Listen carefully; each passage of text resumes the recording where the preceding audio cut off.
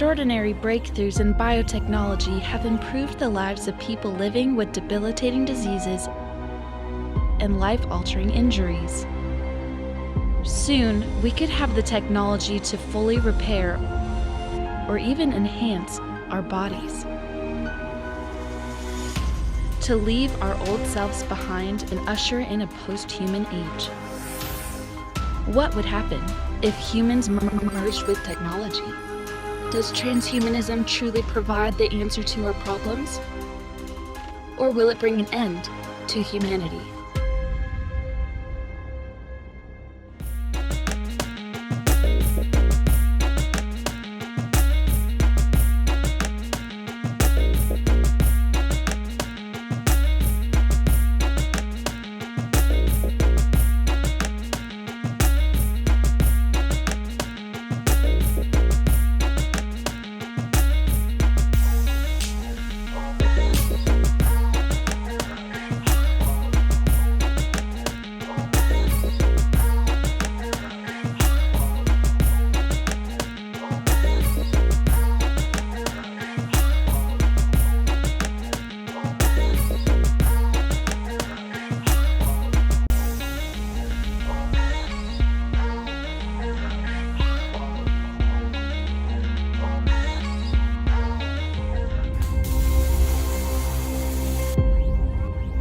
Extraordinary breakthroughs in biotechnology have improved the lives of people living with debilitating diseases and life-altering injuries.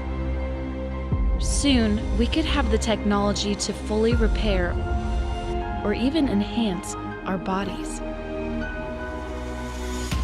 To leave our old selves behind and usher in a posthuman age. What would happen if humans merged with technology? Does transhumanism truly provide the answer to our problems? Or will it bring an end to humanity?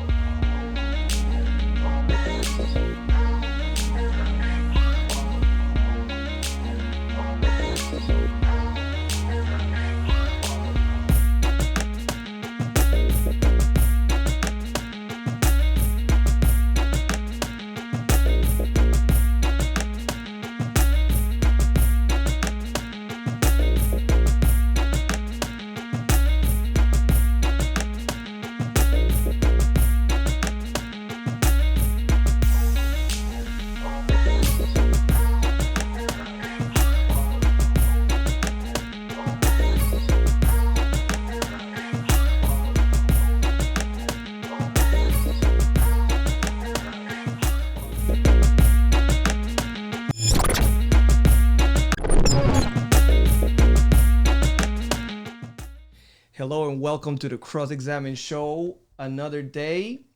Last time we had Bobby Conway here. We had Dr. Frank Turek, and we had some technical problems. But hopefully we're not going to have any technical problems today. We have a fantastic guest for you guys tonight. We've been actually preparing for this for a couple of days.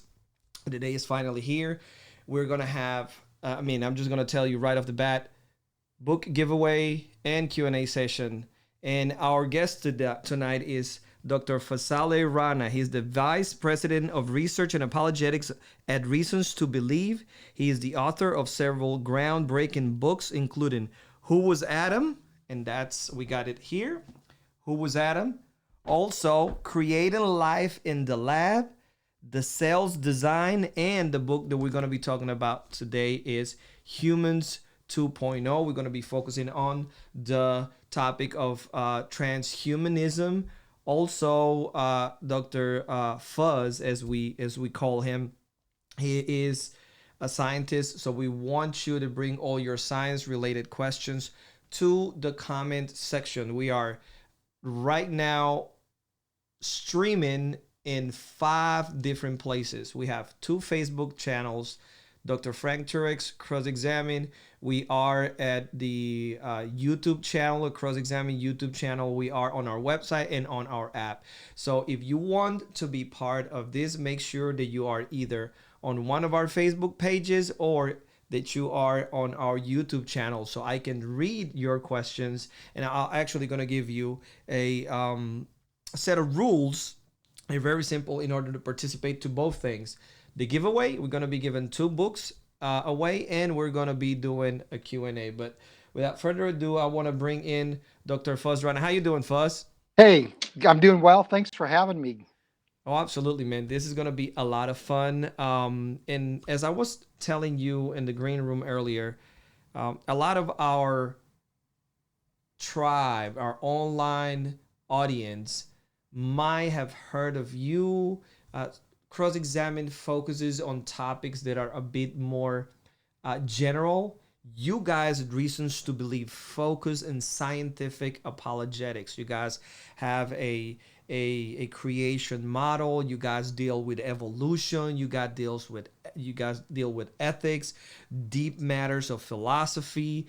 So you guys are like a grade above when it comes to the expertise. You guys are scholars in residence at reasons to believe, and you guys focus on this on a daily basis. I know Dr. Hugh. I know him for a couple of years. We meet together 2 or 3 times a year on different meetings that we have together.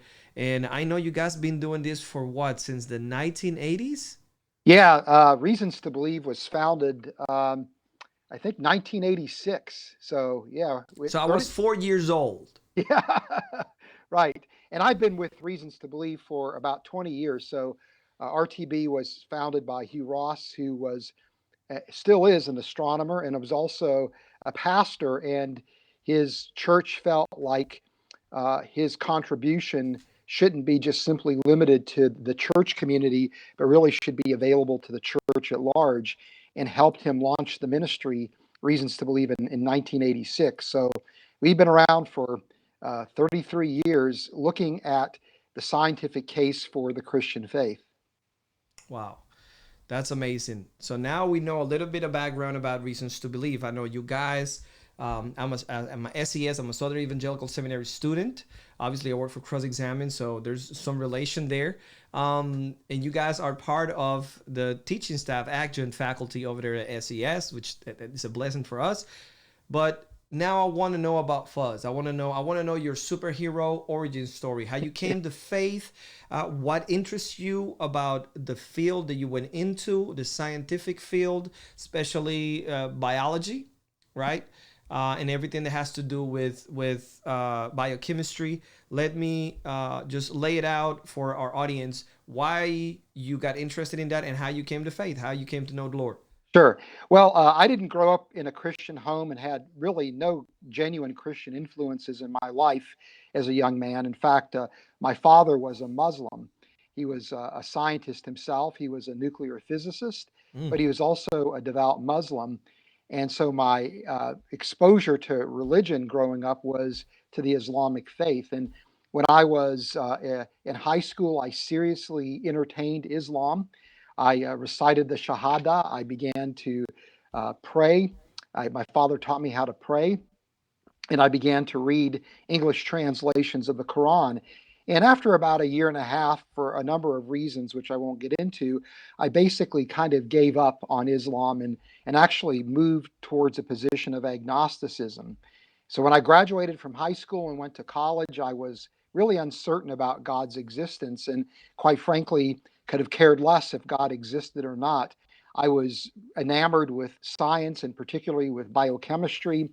And so I took courses to prepare myself to go to graduate school to get a PhD in biochemistry. And along the way, thoroughly embraced the evolutionary framework as the way to explain the origin and the design of life. But when I was in graduate school, and I began to really study in exquisite detail the makeup of the cell, the biochemical systems that constitute the cell, and quickly came to the conviction that these systems could not be produced through evolutionary means, and they must be the work of a mind because of the elegant design that they display. And so I was convinced that there was a creator, and that opened me up now to the gospel because I began to ask questions. Who is this creator? How do I relate to that creator? And I ultimately found the best explanation for those questions essentially in the Christian worldview, in the Christian faith. And so I converted to Christianity in part because of seeing God revealed through the record of nature, but also through encountering the person of Christ in the pages of Scripture. It's God revealed through nature and through Scripture, and ultimately the person of Christ that brought me to faith. Wow, that is so amazing, man. So let me get this right. From dabbling with Islam a little bit to moving to agnosticism to falling in love with science, and then from science was the door to bring you to a creator. Now, this creator could have been any creator, but you say that the Christian worldview was the one that answered your questions Yeah, better, right? yeah, Wow, this is amazing, man. yeah. Yeah, I mean, I think Christianity gives us a really powerful explanation for really human nature. It explains why human beings are capable of enormous amount of good, but also why we are also capable of enormous amount of evil. And that's, Right. of course, because we're made in God's image. There's a law that's written on our heart, Mm. but also we are creatures that are sinful. And what Christ offers us is essentially a way for us not only for our sins to be forgiven, for a way for salvation, but it's also allows us to enter into an intimate relationship with the creator who brought the totality of the universe to existence. So for me as a scientist, it's incredibly gratifying to realize that the elegant biochemical systems that I study are produced by a mind, and I can actually know that mind. I can relate to that creator again through the person of Christ. I can enter into an intimate fellowship, and that to me is mind boggling. That's amazing, man. Now I'm a techie guy. I'm gonna tell you, I'm a techie guy. I like all sorts of technology, and I'm one of those early adapters. And then I become a sneezer. I tell people about this new piece of tech that I found, and then it's amazing, and you gotta buy one or whatever. Um, when I see that design and complexity in these machines, and I'm amazed. Actually, if you look back here, I sometimes I sit here in my breaks. I actually play games on my iMac, right, to sort of decompress, and then I see the design of the games and everything, the coding and the graphics, and I'm like blown away because we're creating these worlds within worlds. And then you just put it beautifully how you said there's beauty in nature. I can relate to God. I can see all it is. But now going to the topic of today, transhumanism. What does it mean? Give us a thumbnail. Yeah. What do you mean about what the word transhumanism when as you use it in your book and Humans 2.0? Yeah. Well, your viewers may not have heard of transhumanism. I find that a lot of people haven't, but they probably are familiar with the concept because they probably watch science fiction or read comic books or watch the Marvel, superhero movies. Mm-hmm. But the idea behind transhumanism is that it's a cultural movement, it's an intellectual movement that advocates the use of science and technology to modify our biological makeup as human beings with the eye towards making us more intelligent, more psychologically well adjusted, making us stronger, more physically agile.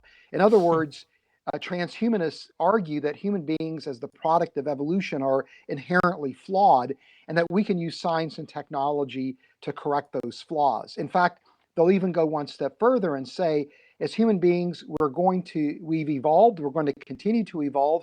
So let's use science and technology to take control of our own evolution. And in doing so, we hope to evolve humanity into a collection of what they would call posthuman species. And in fact, many transhumanists see the science and technology as a way to create a utopian type of future, a world where there's pain and suffering that's minimized, where humans flourish. But they even see essentially this technology as the way to extend human life expectancy, perhaps even indefinitely. And so, in many respects, there's a religious element to Mm-hmm. transhumanism where science and technology become the pathway for our rescue as a species, but also our salvation as individual human beings. So, really, transhumanists are pursuing immortality. Yeah. Yeah, exactly. That's actually that's what I wrote. They seek it immortality. They hijacking, what they perceive to be the mechanism of Darwinian evolution, if you will, and speeding that up to get to that place. And I'm worried because now I think about my cousin coming and said, "You will be assimilated." Right, like the Yeah. Borgs. That's what comes to mind. Hmm. Obviously, nothing like Terminator, more like this what cyborg type of unity. This what do you call it? This point of fusion between man and machine. Hmm. And you say that there is an intellectual movement. Yeah. This is an intellectual movement, and how do they? You said something that sort of touched me. Biological makeup. They are modifying our biological makeup. How do Yeah. they do that? I mean, what does that look like? Yeah. Well, transhumanism as an idea has been with us for decades and decades, but nobody gave it a lot of credibility because it seemed like this pie in the sky idea that had more in common with science fiction than Mm-hmm. reality. But in the last decade, there have been some incredible scientific advances in three different areas that suddenly give legitimacy to the transhumanism movement. One of them has to do with what's called CRISPR gene editing, and maybe Mm-hmm. some of you viewers have heard that term. But this is a new approach to doing gene editing that is a very powerful approach that allows researchers to modify at will the genetic makeup of organisms, including human beings. And so that technology could be used in principle to treat genetic disorders, but at the same time, it could also be used to create designer human beings Mm-hmm. where we could modify our genetic makeup in such a way, again, to make us more intelligent, more psychologically well adjusted, to make us stronger.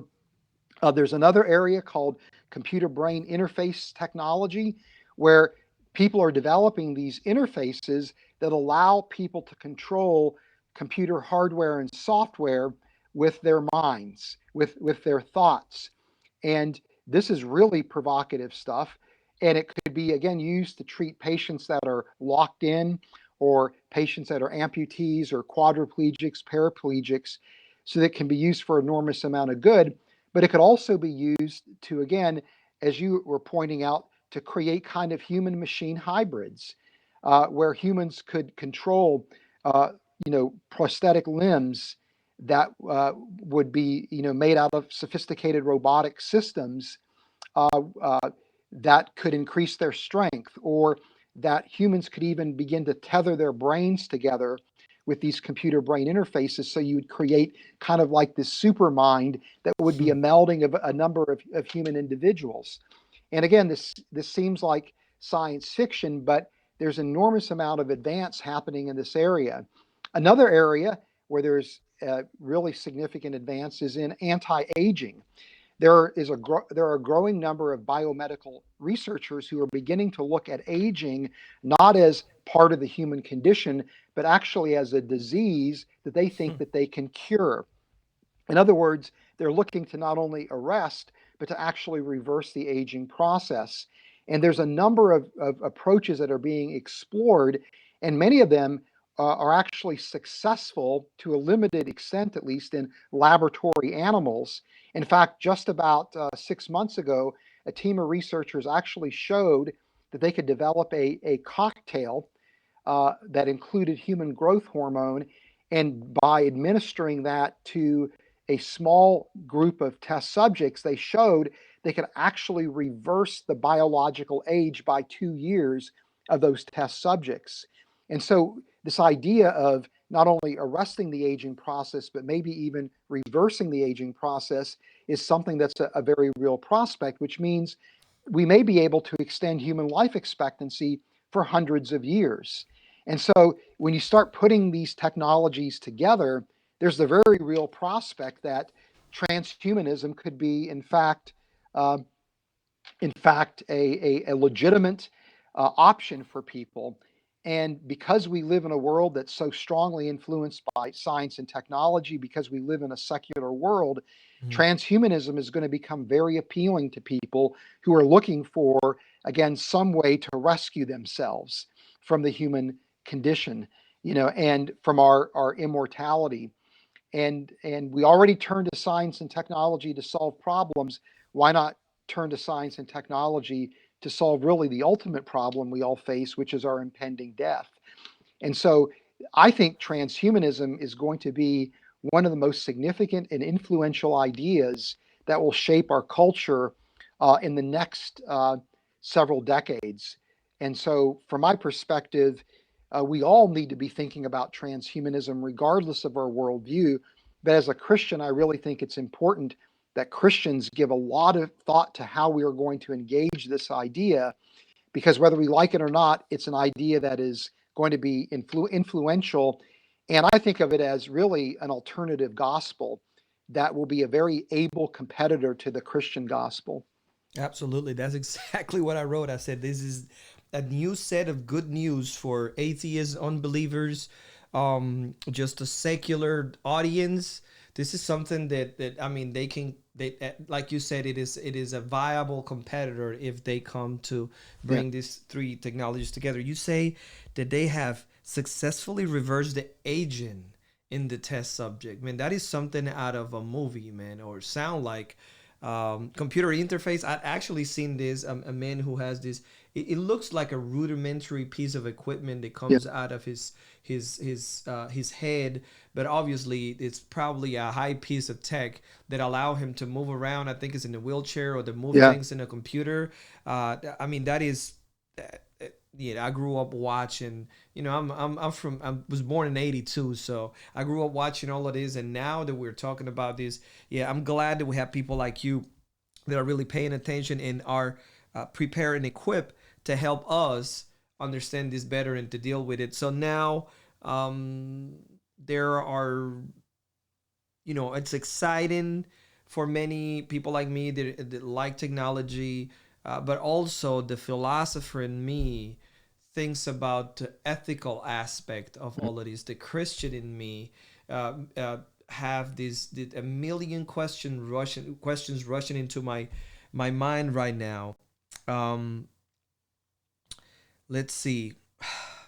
What are some of the potential for the darker side of transhumanism or human enhancement enhancement? And you see, I have Darth Vader in my chest. We were talking about this earlier. How this whole idea of his limbs being chopped off by a lightsaber, Obi-Wan Kenobi, and how he was put together and who he was given limbs and he was given this special suit where he can breathe in and he can keep cool because of his burnt skin and all of this. So the dark side of transhumanism, what is the potential for this to go south? Yeah. Well, this is really, I think, the complexity that we're confronted with.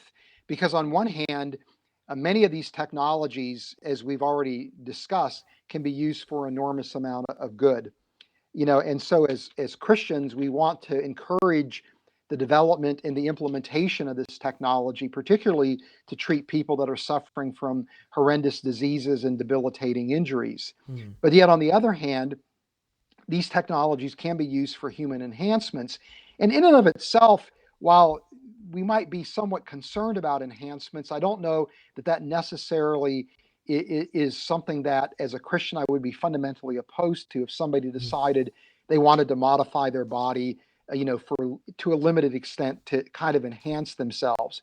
But to me, there's a lot of ethical baggage with the idea of human enhancements, ranging from who, for example, gets access to the capabilities for enhancements. It really creates the potential for having a world of haves and have-nots, where people with enhancements will have advantages, which allows them to progress in the socioeconomic ladder. And as a result of that, they would then have access for more enhancements, where there will be people that will be marginalized, that will be left behind. Or when you start talking about genetically modifying the human makeup with CRISPR gene editing, again, that can be used to treat genetic disorders, but it can also be used to create designer human beings. And that leads us to the possibility that you could really have almost like a high-tech form of eugenics that come into play. Hmm. You know, if you start extending life expectancies for human beings on the order of hundreds of years, that creates a society that's going to be fundamentally different than the world that we live in, where you're going to have to restrict birth in order to maintain stable human populations, which means that not everybody is going to be given the freedom to have children, that society may dictate who has children, who doesn't have children. And when somebody is given the privilege of having a child, they may very well dictate through genetic engineering what that child's capabilities will be so that child can fit into society. So you can begin to envision, you know, all kinds of scenarios where these kind of advances could lead to a world that, instead of being a utopia, could be really a rather dystopian future.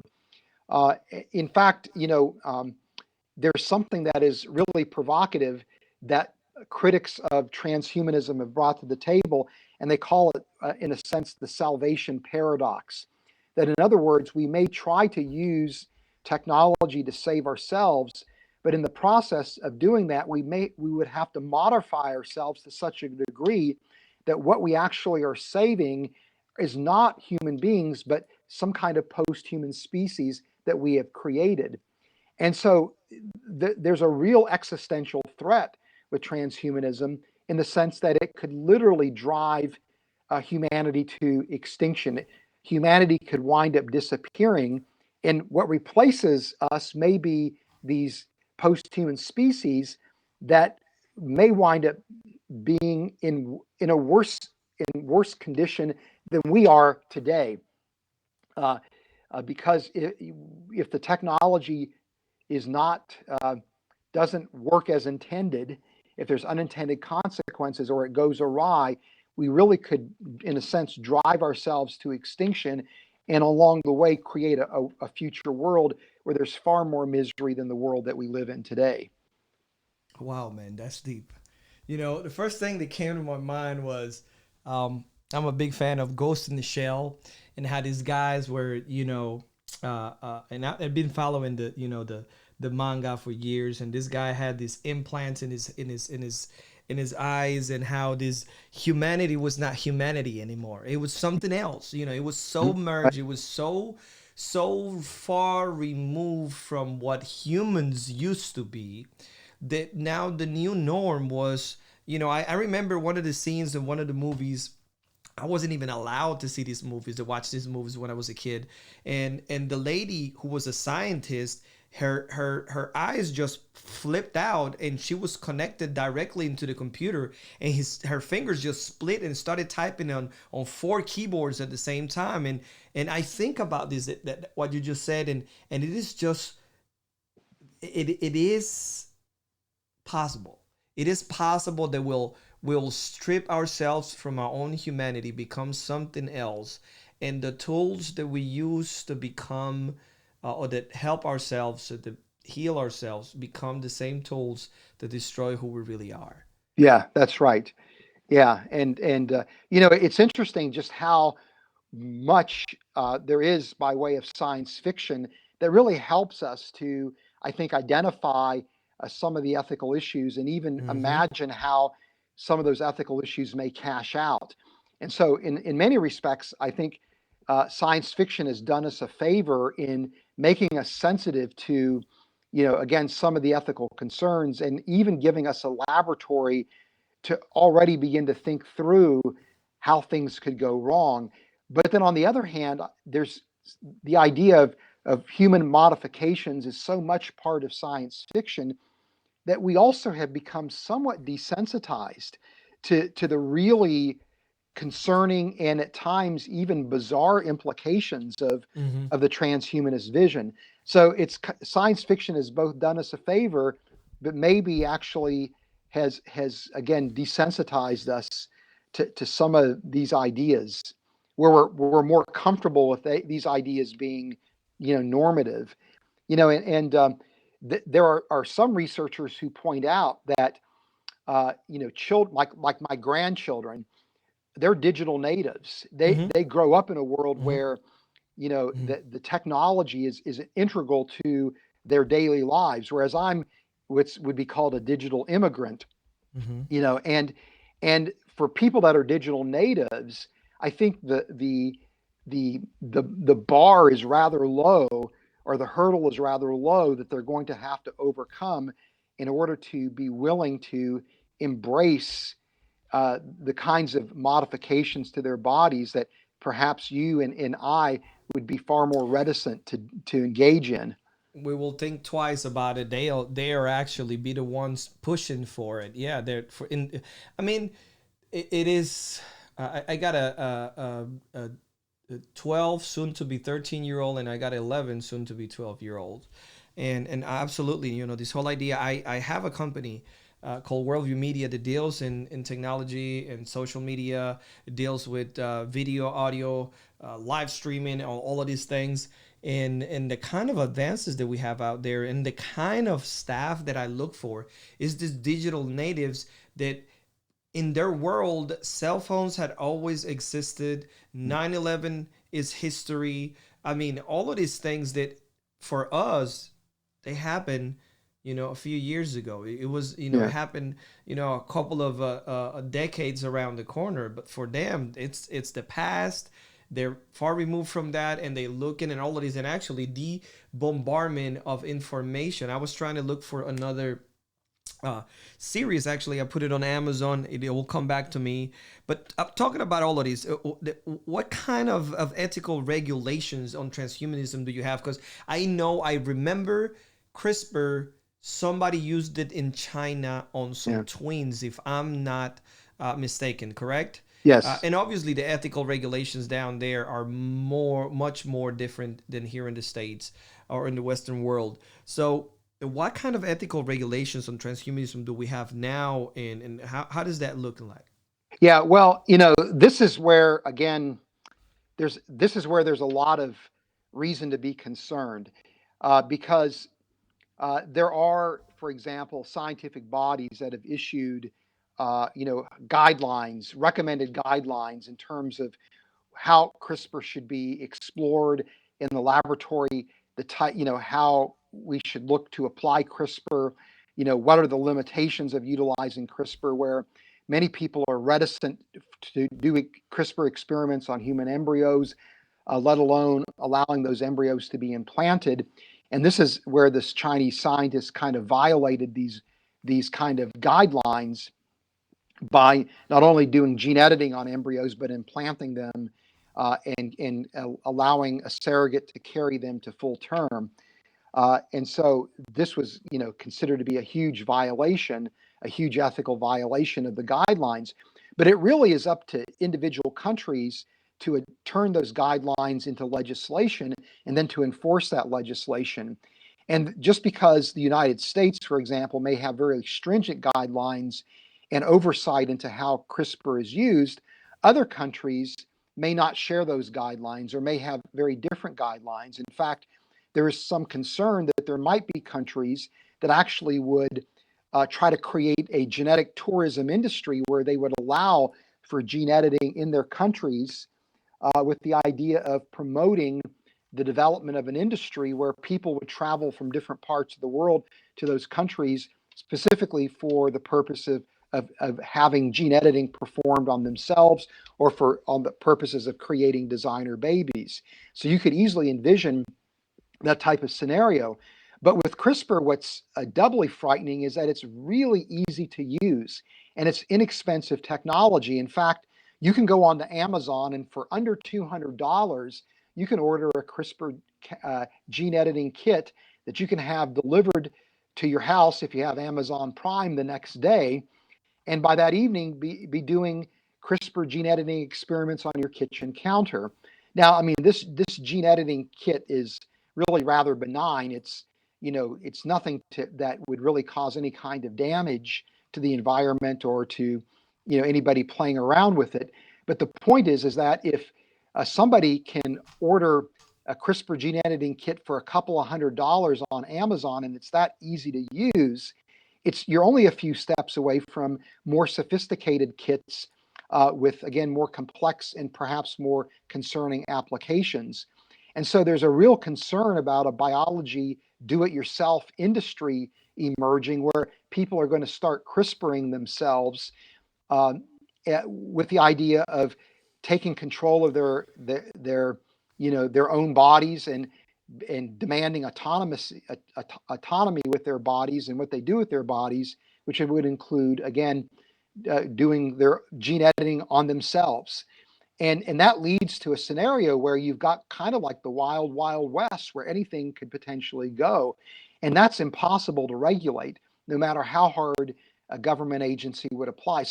Or try. So to me, the concern isn't, scientists that are part of the scientific community that would have some understanding of the way the technology could go wrong, who more than likely are going to be willing to use the technology in responsible ways and adhere to guidelines and subject their work to oversight. To me, what's concerning are rogue nations or rogue individuals that will get a hold of the technology and misuse it. And the same problem is true with computer brain interfaces. The technology is sophisticated, to be sure, but the cost of that kind of technology is plummeting. And again, people can gain access to computer brain interface technology readily, and again, use it to modify themselves. There's a guy named Kevin Warwick, who's I think a PhD electrical engineer in the UK, who advocates and is a hero in what's called the grinder movement, where people are modifying themselves by adding, again, electronic devices that they would interface to themselves. Man, talking about rogue nations, individuals using gene editing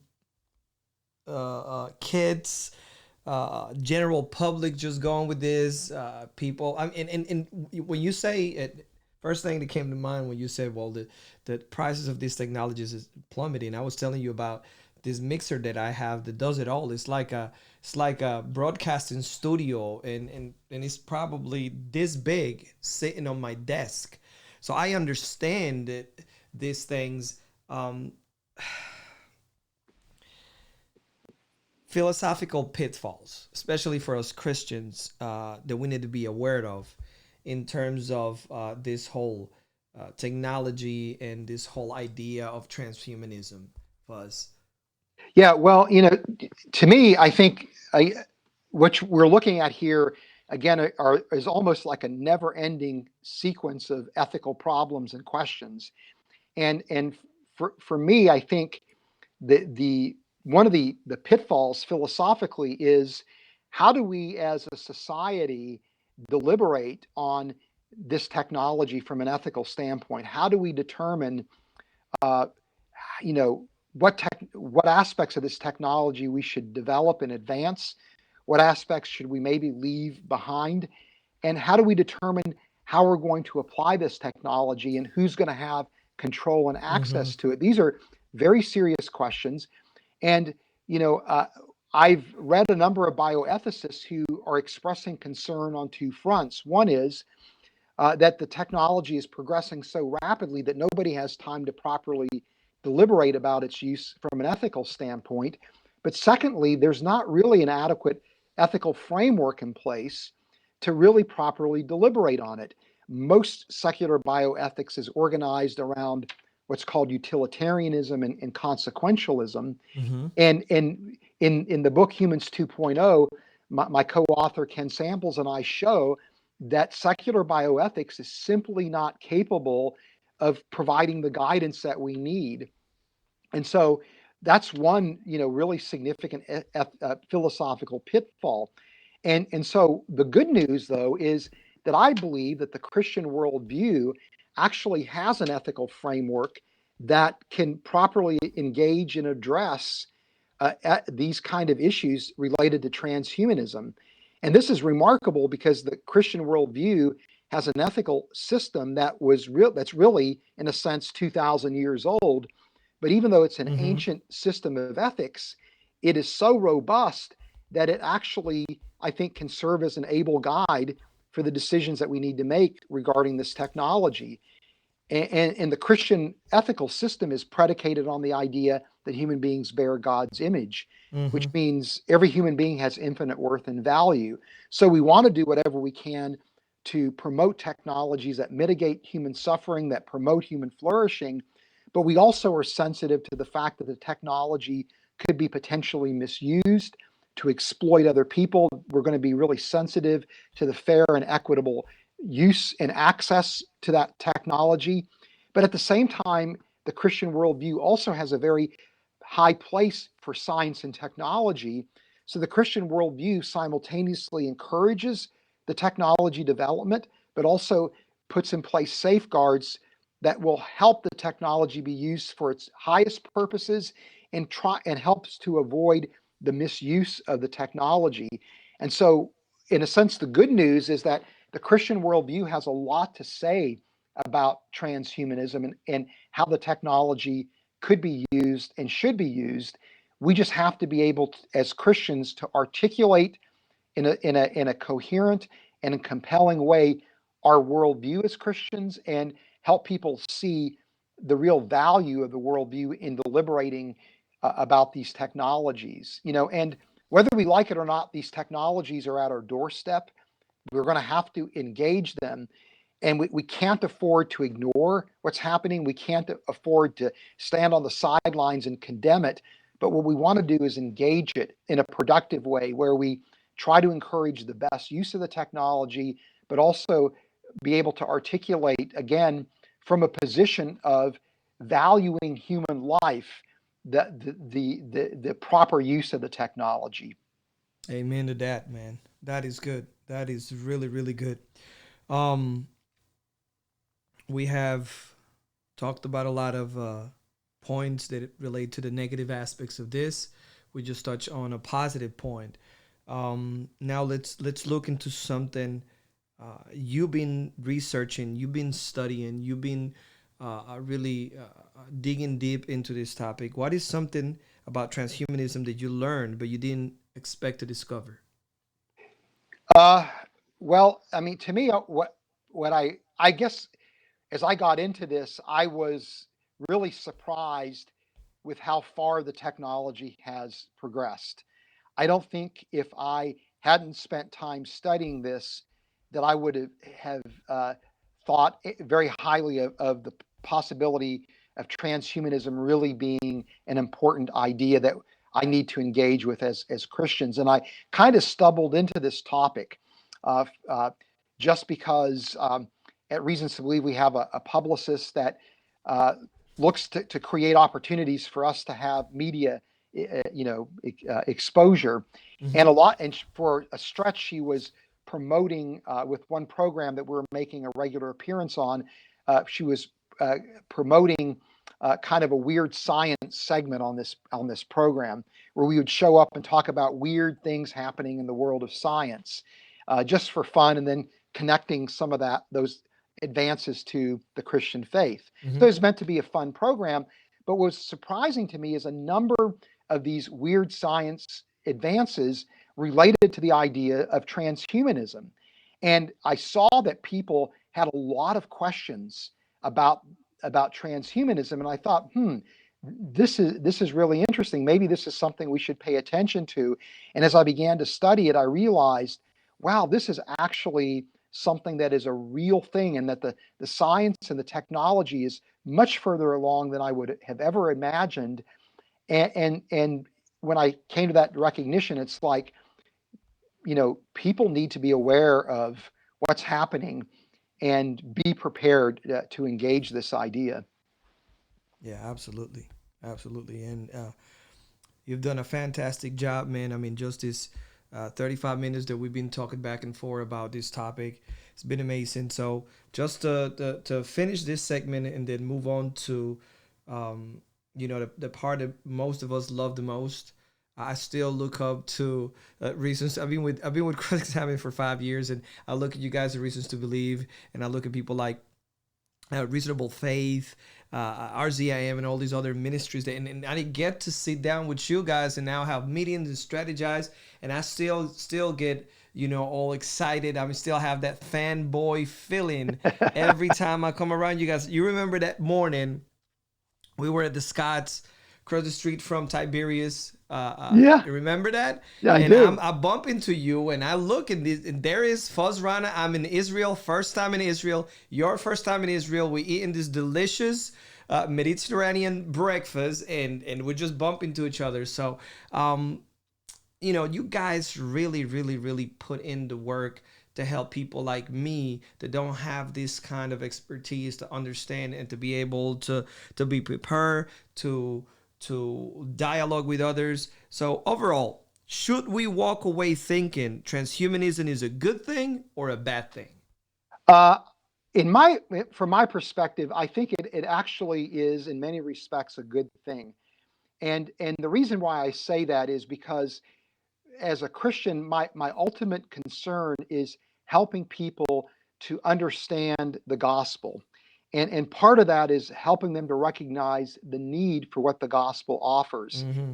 And I think, if anything, what transhumanism is doing is really exposing in a real way the need that every person has for what the gospel offers. And in many respects, there's nothing inherently wrong with what transhumanism wants. They want a world that is a better world where they realize that there's something wrong with the world that we live in. They Mm-hmm. realize that human beings are flawed, that they see pain and suffering in the world and they want to rectify it. They want to see humans flourish. They see death as unnatural. They see death as an enemy. They see human beings as a species and as individuals being worthwhile saving. And so these are all good things, and these are actually the very same concerns that I share as a Christian. Where I think transhumanism goes awry is that they're turning to science and technology for salvation, whereas the proper source of salvation, of course, is the person of Christ. Mm-hmm. But see how easy it is, because of the parallels between transhumanism and Christianity. See how easy it is to show people that the gospel is relevant even in a secular world that is Mm-hmm. shaped by the transhumanist vision. Instead of making the gospel irrelevant, it suddenly makes the gospel relevant in an exciting and fresh way. And so all we have to do is simply show people that really technology, though it's a wonderful thing, it can be used for good, can never truly be the source of salvation. And that if you really desire salvation, that's found in the person of Christ. So I see transhumanism as, if we are strategic as a Christian community, giving us an opportunity to advance the gospel unlike any other time in human history. So I think at the end of the day, transhumanism is really a good thing for many reasons. There's clearly, we don't want to be naive, about the dangers of transhumanism, but we don't want to let those dangers override what really could be the value of transhumanism uh, for serving as a springboard for the gospel. Absolutely fabulous, man. That is great. That is a great thought. I'm gonna have to make a clip out of that, and we're gonna put it up on our site because that's definitely something that, and people need to come back and listen to the whole stream, and that is gonna bring them in because that was a profound thought right there. Now we're gonna open for Q&A. We have a pretty good audience on YouTube. We got a pretty good audience on both of our Facebook pages. And what I'm going to do is I'm going to take us to your website. So tell people about Reasons to Believe. They can go to reasons.org. And what can we find here on your website, Fuzz? Yeah, well, again, the focus of Reasons to Believe is to show people that instead of science being opposed to the Christian faith, that science actually is a bridge to the gospel. And so we focus on the scientific evidence for God's existence and for the reliability of Scripture. And so if you go to our website, you'll find hundreds and hundreds of blog articles that talk about some of the recent advances in science and how they support the Christian worldview.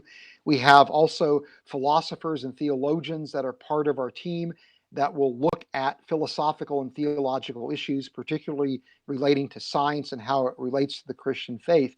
So there's a wealth of resources that we have available for people just to help them not only equip themselves, but resources that they can share with people who they are sharing their faith with, who very well may be unbelievers or maybe believers who are struggling with doubts that relate to science. We have, again, not only articles, but we also have videos and podcasts and all kinds of resources that, again, people can access and make use of. We want to get resources into people's hands so that they can, again, have their faith encouraged and that they can be equipped to share their faith with confidence. Yeah, you guys do a fantastic job putting this stuff together. Well, we were talking about digital natives, and a lot of our audience bounces between the 16, 17, 18-year-old range all the way up to 65 plus, right? But one of the focus here at Cross Examine is to focus in that bracket between 16 to 35, more or less. And they all use Instagram. So I want everybody right now to come to Instagram and follow Fuz on his Instagram. Here it is. You can take a snapshot. You can see it down in the ticker. When we come back, you'll be able to follow him there, and also on Twitter you can add RTB_F Rana, and then you can follow him there. And also he has a public page on Facebook, and also you just type in at Fazale Rana. Did I say it right? Fazale. Yes, there you go. Okay, Rana, and you can go ahead on and start following Fuz here. The resources, again, you have blogs, you have videos, audios, publications, testimonials.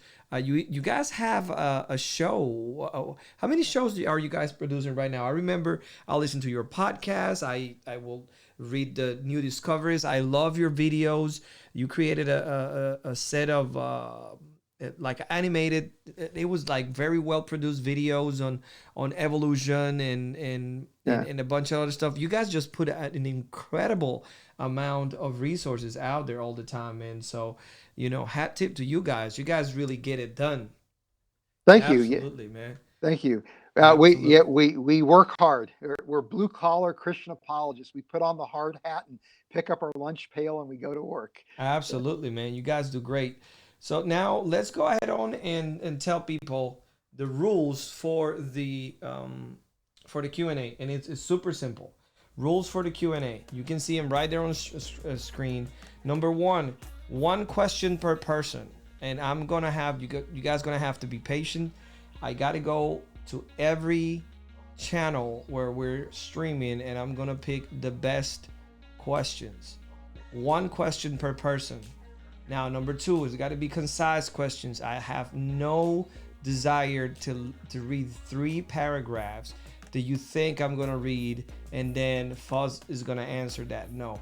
Make sure they're concise, good one line, well thought out, well redacted questions. And number 3, only questions related to the topic. Now, we're going to make a small exception tonight. We are going to allow you to pick any question related to Dr. Fuz's area of expertise. We're talking about evolution. We can talk about that. We can talk about, he's a biochemist. So things related to evolution. Also, RTB is well known for their creation model, the testable creation model. So we want to ask questions about that too.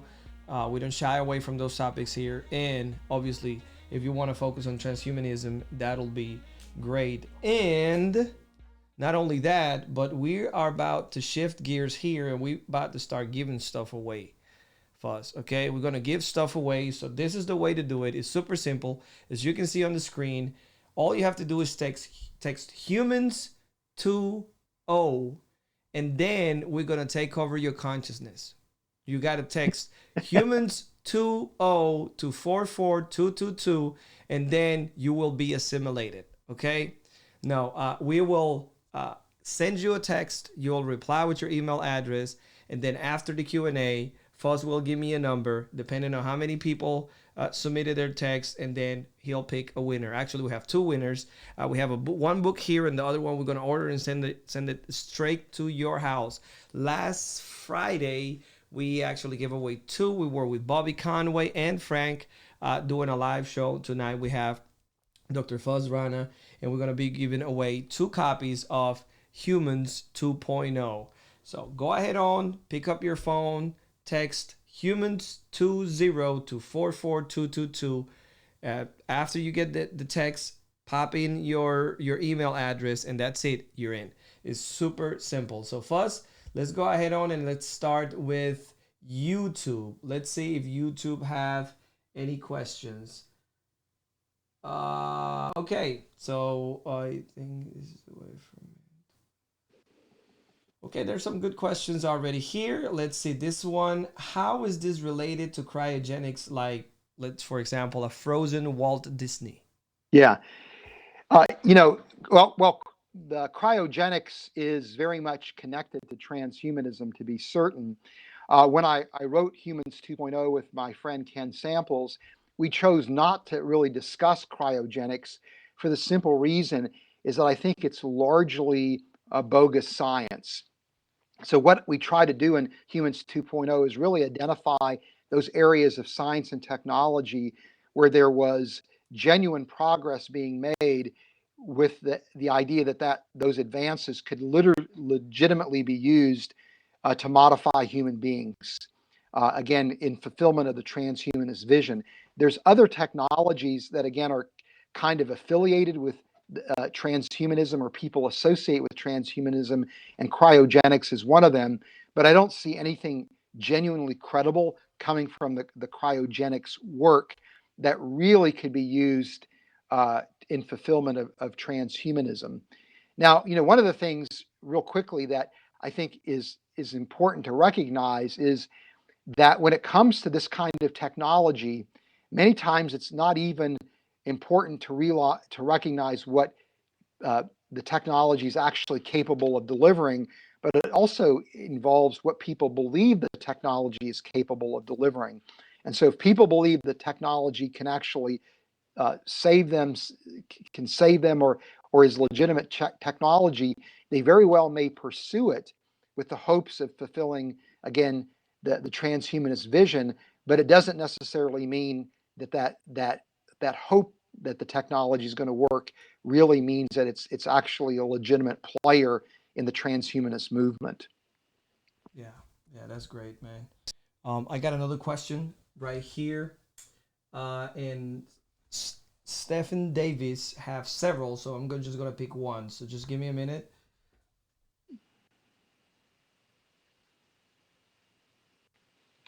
Okay, so what are some concrete examples that are happening and are available right now that are worth celebrating? I know you touched a little bit on this earlier, but can you go a little bit deeper? Yeah. So, for example, when it comes to CRISPR gene editing, this is a very powerful technique that could actually treat genetic disorders that involve mutations to single genes. CRISPR is ideally suited for that kind of treatment. And where you see right now the greatest progress is involving treatment of blood disorders.